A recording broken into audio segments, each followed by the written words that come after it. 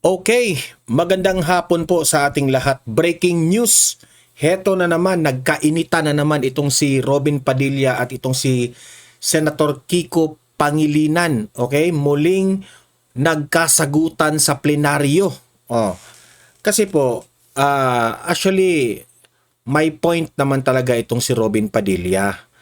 Kasi may ipinakita siyang video doon kung saan itong si Kiko Pangilinan ay nagkasagutan silang dalawa ni Senator Alan Peter Cayetano noon. At itong si Kiko Pangilinan, the same as what Robin Padilla did kahapon, nag-interrupt itong si Kiko Pangilinan. Okay? Nag-interrupt siya dito kay Cayetano, pero respectful po si Cayetano na sinabihan si Kiko Pangilinan na it's his time. Okay? Hindi kagaya ni Kiko Pangilinan na sinigawan niya si Robin Padilla na I have the floor. So para yatang ang gustong iparating ni Kiko Pangilinan na para bang under niya si Robin. Equal lang kayo dyan eh. Kung tutuusin pa nga, ang layo mo kay Robin Padilla kasi si Robin Padilla, he was the most highest voted senator in the history. Okay? Tapos, instead na itong si Kiko Pangilinan ay humingi ng paumanhin, ay ang taas ng pride niya. Sabi niya, sige, i-file na lang natin ito sa ethics complaint. Sabi niya, kasi ang dami parang ang palusot niya, marami parang problema ang Pilipinas, marami parang silang dapat asikasuhin diyan. Sige, mag-file raw si Robin Padilla ng ethics complaint. 'Di ba? Instead na aayusin, ang gustong iparating ni Robin Padilla na humingi siya ng paumanhin on record na sila during the plenary. Kasi nung nilapitan ni Kiko Pangilinan itong si Robin Padilla, suspended yun eh. It's not on record. At syempre, si Senator Robin Padilla, ayaw niya na makita ito at marinig ito ng kanyang mga anak at kanyang asawa in the near future. Kaya gusto niyang ipatanggal yon yung sinabi ni Kiko Pangilinan na I have the floor na sumigaw kay Robin. Pero alam nyo naman itong si Kiko Pangilinan, dilawang-dilawan ang ugali. Ano ba ng ugali ng dilawan?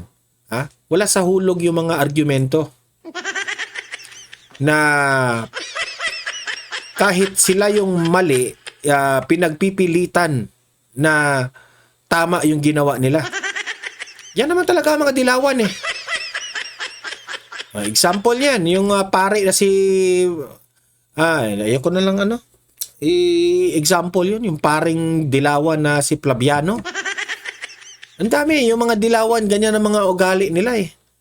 Yung bang alam mong mali, pinagpipilitan ninyong tama kayo. Harap-harapan na kayong nagkamali. Kaya nga, itong video na ipapakita ko sa inyo, umiinit na naman ang Senado dahil dito sa mga kabalastugan ng mga dilawan ng mga senador dyan eh. Sa totoo lang, walang peaceful na plenary dyan ngayon.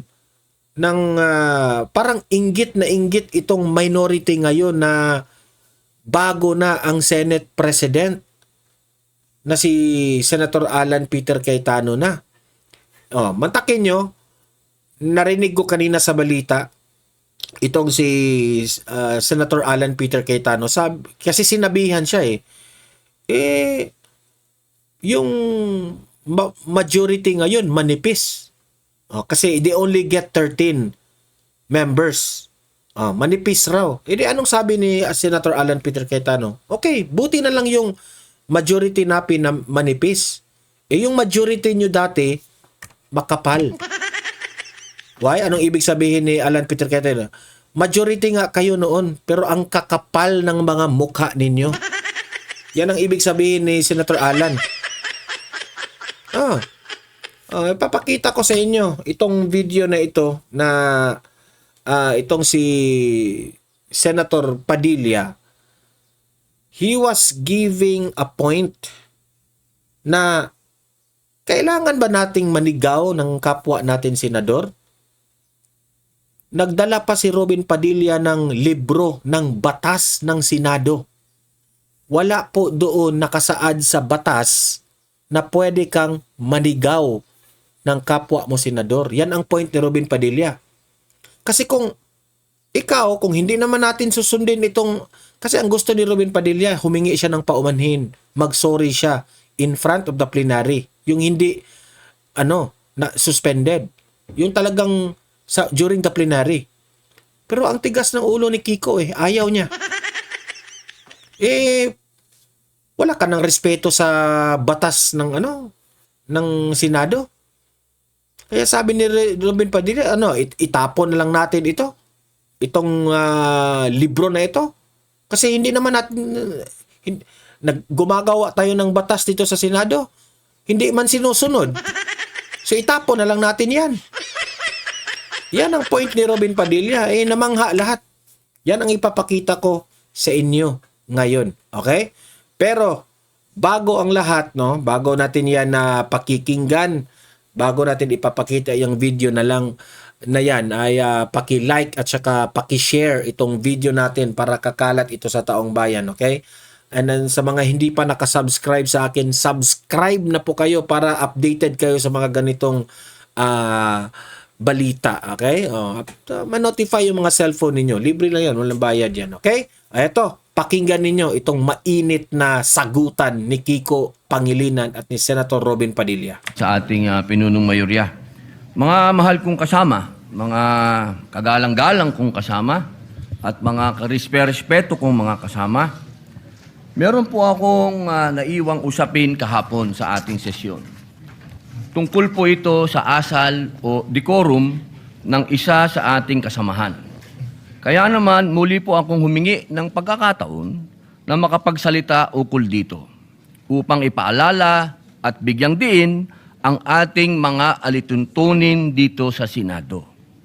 Naniniwala po ako na mahalagang mapanatili natin ang respeto, paggalang at kaayusan sa bawat pagdinig at talakayan. Ayon po sa ating rules.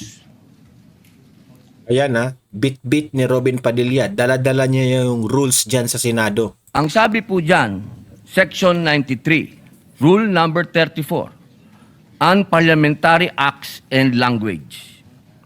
Ang sabi po dyan, acts and language which offend a senator or any public institution shall be deemed unparliamentary.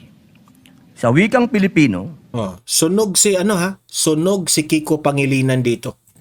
ang mga kilos at pananalitang nakakasama ng loob sa isang senador o alinmang pampublikong institusyon ay itinuturing na hindi naaayon sa kagandahang asal ng parlamentaryo. Malinaw po na sutuntunin na ito ng Senado na anumang kilos at pananalitang nakakasama ng loob sa isang senador. Pinaulit-ulit talaga yung word na kilos. Kilos mo, Kiko. Gago ka. O sa alinmang pagpampublikong institusyon ay hindi katanggap-tanggap. Bilang sanggunian, ipapakita ko po sa inyo ang isang video ni Senador Kiko Pangilinan kung saan makikita ang isang mainit na palitan sa pagitan niya at ng isa pang nating senador at ngayon ay Senate President bilang halimbawa ng kontekstong aking tinutukoy. Pwede mo ba sabihin sa anak mo, anak, pag mali sila, gumawa ka na rin ng mali. Anak, okay lang Ito yung in-example ni Senator Robin Padilla kung saan si Kiko Pangilinan nag-interrupt dito kay Senator Alan Peter Cayetano. Pero si Senator Alan Peter Cayetano, magalang niya na sinagot yung ginawa ni Kiko. Hindi kagaya ni Kiko kahapon, sinigawa niya si Robin. Kaya si Kiko Pangilinan, hindi niya matanggap-tanggap itong example ni Robin Padilla. Ang taas ng pride niya. Sunog siya. Kaya gusto niya, ano na lang, ituloy na lang yung ethics complaint. Ang dali-dali na humingi ng paumanhin, ang taas ng pride mo.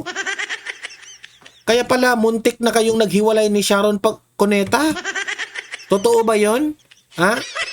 Siguro sa asal nitong taong to eh. Bastos kasi mas bastos sila eh. Anak, okay lang magbully kasi mas bully sila. Ako, hindi ko sasabihin yon. Ako, sasabihin ko, At hindi yun ang sinasabi. hindi, yun ang sinasabi mo, Mr. President, and I'm No, not yet Mr. finished. President. Kasi Of course you said, tama We si beg to Tariela. disagree, Mr. Mr. President, I'm not yet finished, no? Well, we beg to So, disagree. Mr. President, this is the question. The resolution, Anong sabi ni Alan Peter Cayetano? I'm not yet finished. May hinahon siyang pinaalala ni Kiko na you are interrupting me. I'm not finished. Okay? Pero hindi yon dinisrespect ni Senator Alan Cayetano. Pero ito, si Kiko Pangilinan, sumigaw. I have the floor! I have the floor! Ito po, nakita po natin na napakagandang halimbawa na ilang beses pong gustong magsalita ni Senator Kiko Pangilinan na hindi dumaan sa tamang procedure na hindi binanggit ang Mr. President. Pumapasok po siya sa usapan, ngunit naging magalang Correct. ang Senator Alan Peter Cayetano sa mabuting pananalita. Sinabi po niyang, I'm not finished. Kahapon po, nakita po natin ang pangbubulyaw ng ating kasama. Ang sabi po nila, tayo daw po ay balat sibuyas. Hindi po yan pagiging balat sibuyas. Ito po ay nasa rules of the Senate. At ang sabi din po ng Sunog siya dito ha. ating dating Senate President na ito daw po ay nangyayari talaga. Nagsisigawan. Mga mahal kong kasama, kung ikaw ay nagsasabi ng iyong talumpati at ikaw ay passionate, okay lang yon. Pero para sigawan mo ang kasama mo, nasaan ang rules of the Senate? Si Ginoong Kiko Pangilinan ng ating senador ay ilang beses na pong senador. Ako po ay neophyte kung tawagin. Siya ay batikang senador pero walang asal. Kakahiya ka, Kiko. Sobrang nakakahiya ka. Napakainam po sana kung pakitaan niya ako ng magandang asal at ipakita sa akin na ganito, iho, ang pagsasabi ng I'm not finished. Hindi yung I have the floor with the burning eyes and the very high voice. Ladies and gentlemen, on record po ito. Nangyari po ito on record sa Senado. Humihingi po siya ng pag-abot ng kamay sa akin, hindi na on record. Paano ko po tatanggapin ang kamay niya? Correct. Ginawa niya yan on record. Kaya sana po, hinihingi po natin bilang pakikisa sa aking dasal na siya ay, kung siya talaga ay nais niyang mag-abot ng kamay, on record. Sabihin niya mismo sa plenaryo na siya ay nagkamali. Katulad po ng ginawa ni Senator Lacson na tumayo kanina at nagsabing siya ay nagkamali. Hindi po ito usapin ng lalabas tayo sa media at sasabihin mong balat sibuyas ako. Di tapon na natin itong rules of the Senate. Correct. Sunog ka dito, Kiko Pangilinan. Sunog ka, Kiko Matching. Ha? Sunog ka. Taas ng pride mo. Di ba? Ang dali-dali humingi ng paumanhin. Senator Robin, kapwa ko senador, humingi po ako ng paumanhin sa pagsigaw maling-mali po yun. O, sabihin mo dun, maling-mali po yung ginawa ko. Siguro nadala lang po ako sa kung ano man ang nararamdaman ko doon. Humingi po ako ng paumanhin, hindi po yung katanggap-tanggap. Siguro naman ay bigyan mo ako ng isa pang pagkakataon para baguhin ko ang sarili ko na hindi na ako manigaw next time. Ang dali-dali noon. Hindi mo magawa-gawa. Ha? So, alam nyo, sa totoo lang, itong mga dilawan na bumoto dito kay Kiko Pangilinan, kahiya-hiya yung senador ninyo. Nakakahiya. Ito yung ugali ng taong matagal na dyan sa Senado pero walang natutunan na magandang asal. Una natin to. Di pa natin pala susundin eh. Mga mahal kong kasama. On record. Ang point ni Ruben Padilla, tapo na natin yan. Hindi pala natin yan sinusunod yung rules ng Senado. Sabihin niya mismo sa plenaryo na siya ay nagkamali. Katulad po ng ginawa ni Senator Lacson na tumayo kanina at nagsabing siya ay nagkamali. Hindi po ito usapin ng lalabas tayo sa media at sasabihin mong balat sibuyas ako. E di tapon na natin itong rules of the Senate. Tapon na natin to. Di pa natin pala susundin eh. Mga mahal kong kasama, ang sinasabi ko dito, tanggalin natin yan sa record dahil ayokong mababasa yan ng aking mga anak at apo na ang isang Muslim senator ay sinisigaw-sigawan dito sa plenaryo. Yun lamang po. Maraming salamat po sa binigay niyong pagkakataon. Sunog, Kiko. Sunog. Good job sa'yo, Robin Padilla. Good job sa'yo. Ito pa, sumagot si Kiko Pangilinan. Sumagot siya. Thank you very much, Senator Robin Padilla. We recognize once again Senator Kiko Pangilinan. Thank you, Mr. President. Mr. President, ang suggestion ko ay dahil napanood ko kagabi sa balita na nais pong magsampa ng ethics case laban sa atin na si Senator Robin Padilla. So ang suggestion ko, isampa na yung ethics case. Di ba? Ganito po ang klaseng senador na hindi niya matanggap yung paliwanag ni Robin. Malinaw yung paliwanag ni Robin Padilla na nagkamali ka. Yang asal mo na ituloy yung ethics complaint, it only shows na ikaw ang taas ng pride mo. Ito yung klaseng senador na hindi marunong tumanggap ng pagkakamali. Yan ang senador ninyo, nakakahiya. Tapos, ito pa yung gumagawa ng batas ng Pilipinas.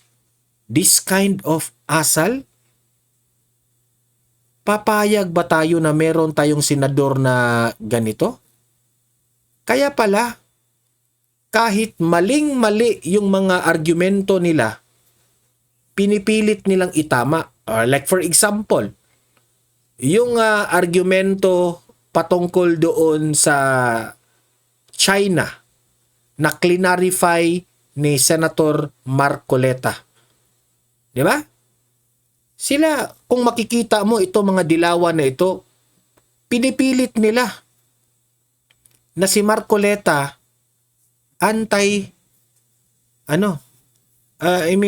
pro-China. Pinipilit nila na magmukhang pro-China si Marcoleta.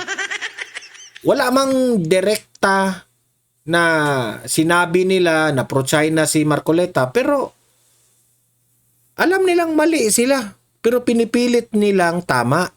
Ganyan ang ugali nito mga taong ito. Itong si Kiko Pangilinan.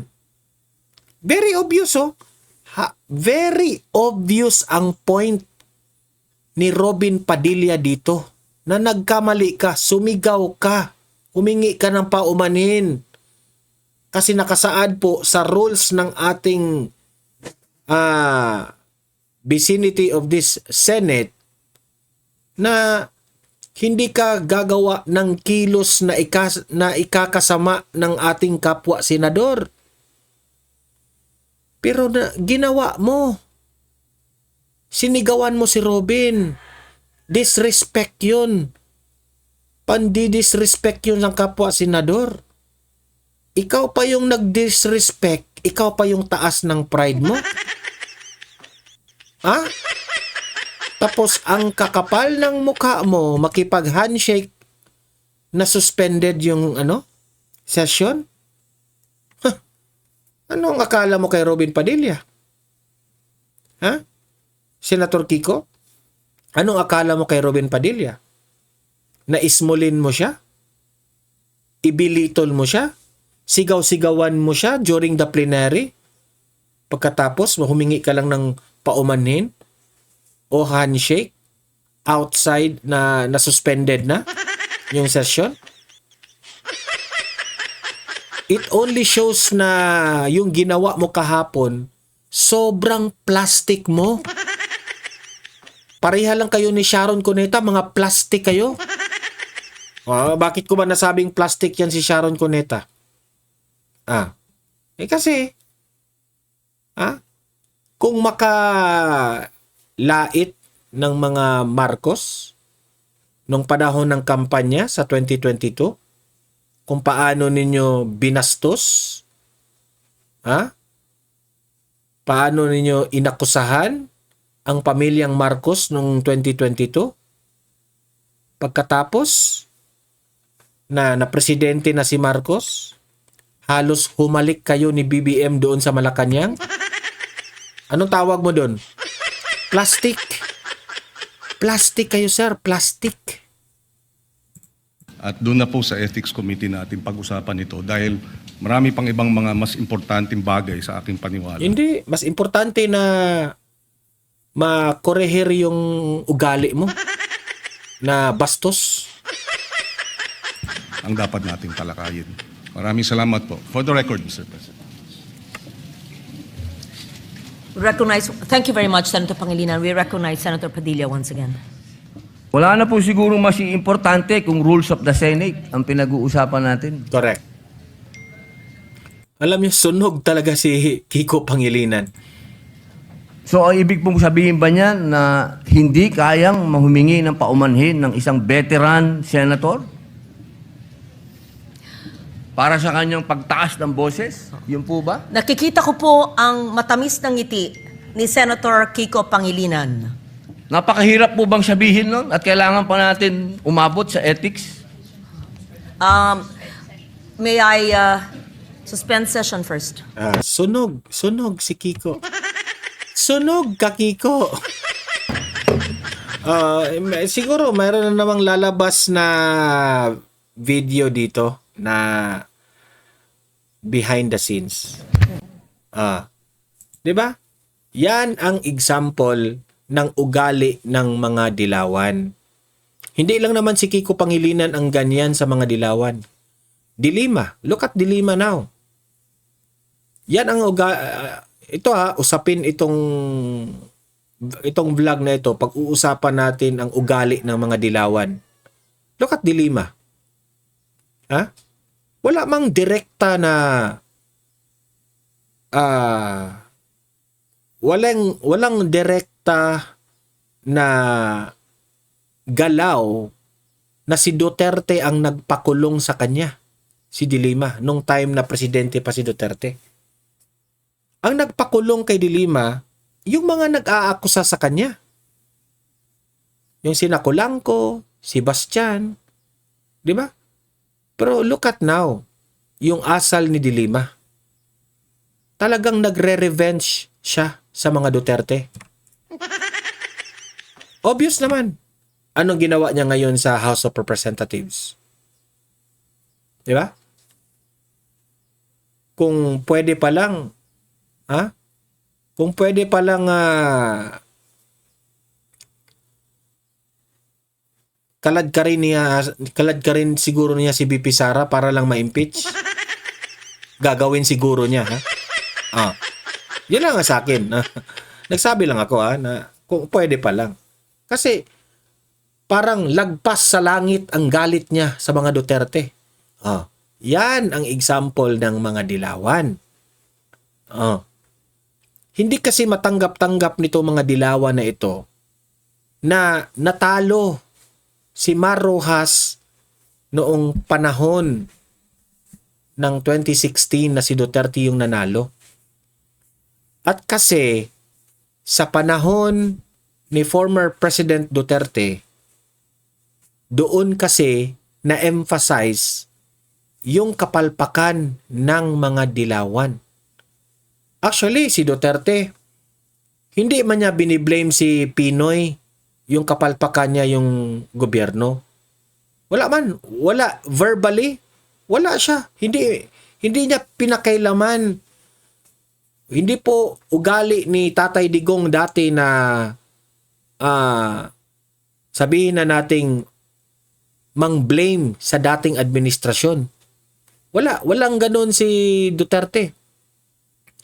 Pero, you cannot help but compare. Kasi po, maganda yung nagawa ni Duterte sa bansang Pilipinas na sasabihin ng taong bayan na bakit hindi ito nagawa sa panahon ni Pinoy? Ganun ba? Na ang ganda-ganda, ang daming mga big ticket projects, yung mga infrastructures, pero yung panahon ni Pinoy, wala, hindi natapos. 'Di ba? Ang dami.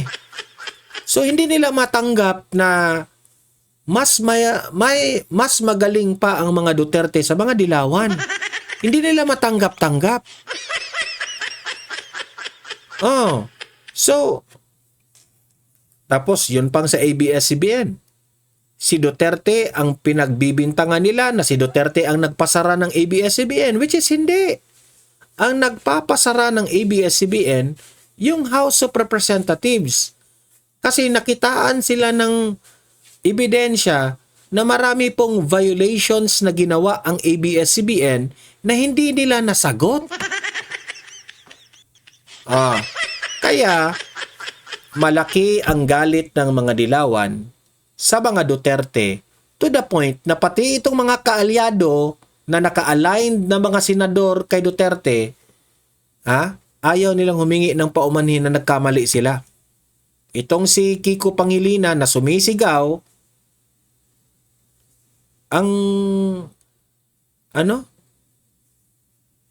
it's very easy to say sorry for a colleague, pero hindi niya magawa-gawa. Ganyan ang asal. Ganyan ang bastos na senador. Kaya sabi ko sa inyo, huwag nyo nang iboto itong taong to. Ano ba? Ano pa ito I think 2031 pa siguro yan. Makatapos yung termino. Isa pa, galit ito si Kiko Pangilinan kasi hindi man ito nanalo ng I think Vice President siya ni Leni Robredo, di ba? Kung matatandaan natin yung sana all, umiiyak-iyak pa ang plastic. Siya yung umiiyak, di ba?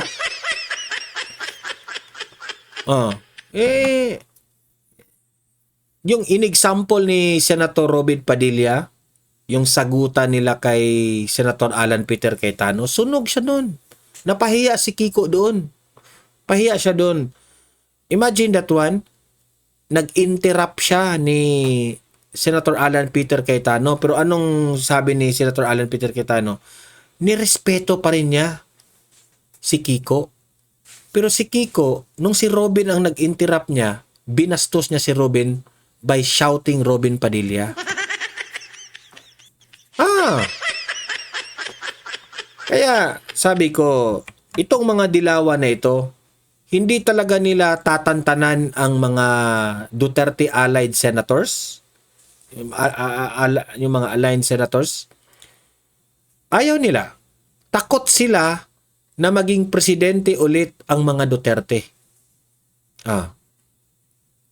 Kasi itong ginagawa ng mga dilawan ngayon, revenge. Okay?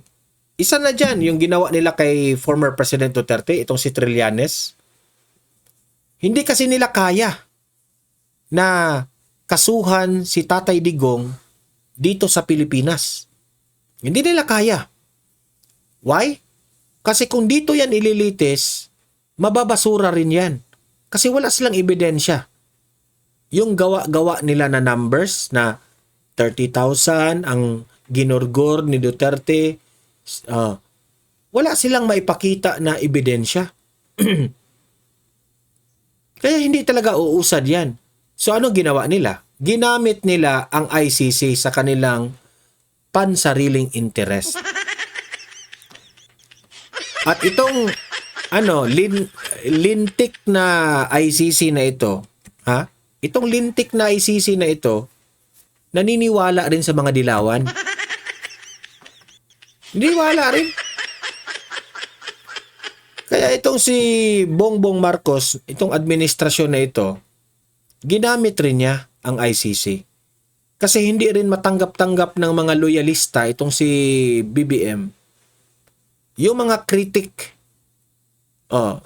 ika nga sabi ni former President Duterte, fiscalizer ba yung term? Fiscalizer ba yung term? I hope I pronounce it well. Fiscalizer. Duterte is just reminding BBM para magawa o magampanan ni BBM ang kanyang pagiging presidente kasi nandyan na siya eh.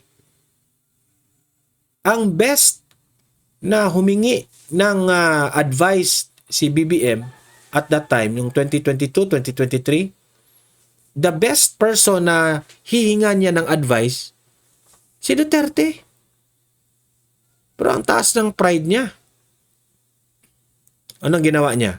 Instead na i-appreciate niya o i-recognize niya yung mga kritik ni Duterte sa kanyang administrasyon, anong ginawa niya? Hinayaan niyang arestuhin si Duterte na papunta doon sa Hague. Hinayaan niya. Tapos ngayon, mangyayari na naman ito kay Bato de la Rosa. Ang tanong ko sa iyo, Mr. President, hahayaan lang natin ito? Hahayaan na naman natin? Di ba? So, itong mga dilawan at itong mga loyalista, naggamitan lang sila. Pero kung tutuusin, no? Dilawan at loyalista, magkaaway rin yan. Pero ngayon, dahil sobrang lakas ang mga Duterte, sobrang marami po ang mga Duterte, marami ang mga supporters ng Duterte, kailangan ng magkaisa itong dalawang loyalista at dilawan. Kailangan nilang magkaisa. Nahala, sige. Mag-combine kayo, mag-uniteam kayo. Kayong mga dilawan at loyalista. Kahit isama nyo pa yung nanay ninyo, hindi kayo mananalo. Sa totoo lang. Hindi kayo mananalo. Kaya, si BBM, ginamit niya si Trillanes, ginamit niya si De Lima, kasi ito yung ginamit niya si Franz Castro pa nga. Kasi si Franz Castro yung pasimuno sa confidential funds. Gagamitin ni Bongbong Marcos ang mga kaaway ng mga Duterte to destroy Duterte. So, suportahan niya. Pero at the end of the day, no, magkaaway yan. Tapos, eto na bang mga dilawan, itong mga grupo rin ng mga taga-bundok, itong sina, Franz Castro, ginamit rin nila ang gobyerno o administrasyong Marcos. Kasi alam nila na walang choice si BBM kundi kumakampi. Kakampihan sila ng administrasyon kasi pareha sila ng layunin. Pareha sila ng kaaway. Di ba? Magkaaway sila. Yung mga dilawan, sabi nila, magnanakaw raw yung mga Marcos. Si Marcos naman, syempre, nagagalit dahil sinabihan siyang magnanakaw. Pero, meron po silang kaaway na sobrang malakas, which is si Duterte yan. Hindi nila makaya-kaya, kaya nag-combine na lang sila. Instead na mag-away yung dilawan at mga loyalista, sige, for the meantime, kampi muna tayo. Ilaglag muna natin ang mga Duterte. Buti ko malaglag ninyo. Malayo na yan na ma-impeach si VP Sara. Malayo na yan.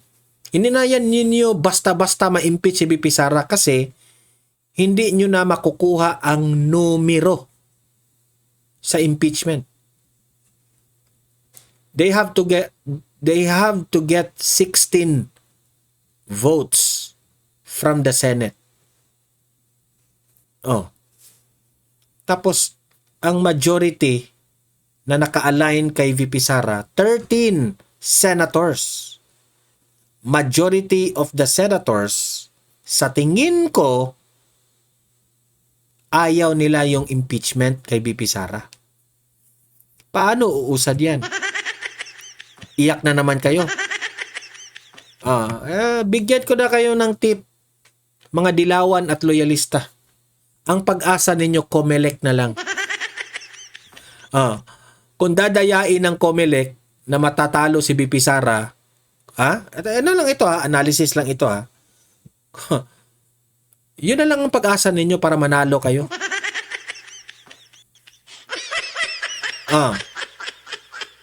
Kaya nga sabi ko, if hindi ma-impeach si VP Sara, tuloy ang eleksyon.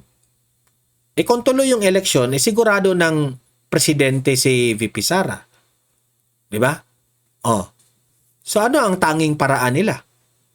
Ano ang last option ng dilawan at mga loyalista? Idi COMELEC. Yun ang last option nila. Bigyan ko kayo ng halimbawa. Ano nangyari kay Congressman Abante? Natalo si Congressman Abante. Pero bakit nanalo? Bakit nakapasok pa rin as congressman? Ano ginawa ng COMELEC? Dinisqualify yung kalaban ni Abante. Wow! Di ba? Ang galing nila, di ba? Ay, nako. Ang administrasyong Marcos po,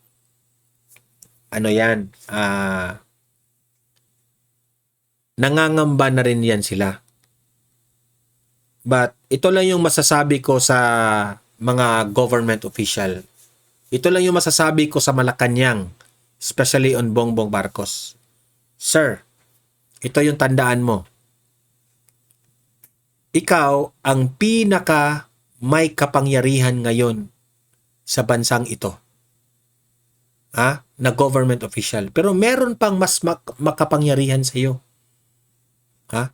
Meron pa. Aside sa Panginoon, meron pang mas makapangyarihan sa iyo. Alam niyo ba kung sino? Ang taong bayan. Okay? Kapag ang taong bayan ayaw na sa iyo, kapag ang taong bayan ay nag-decide na si VP Sara ang maging presidente, wala ka nang magagawa doon. Okay? At ano ang sabi ni VP Sara na kapag siya ay maging presidente? Anong sabi niya? Yung mga may kasalanan sa bansang ito na mga government officials, yung mga magnanakaw dito sa gobyernong ito, ayaw niyang mamumulitika si VP Sara. Pero, hahabulin ng gobyernong ng administrasyong Duterte ang mga government officials na umabuso sa taong bayan. Good luck. Yun ang masasabi ko. Okay? So, kayo mga audience ko dito sa Donmar TV, paki-like at saka paki-share itong ating video kung nagugustuhan ninyo para aabot ito sa malawak na audience.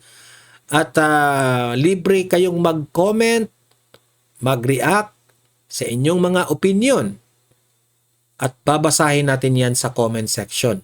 Sa mga hindi pa nakasubscribe, subscribe na po kayo kasi walang bayad ang mag-subscribe sa YouTube.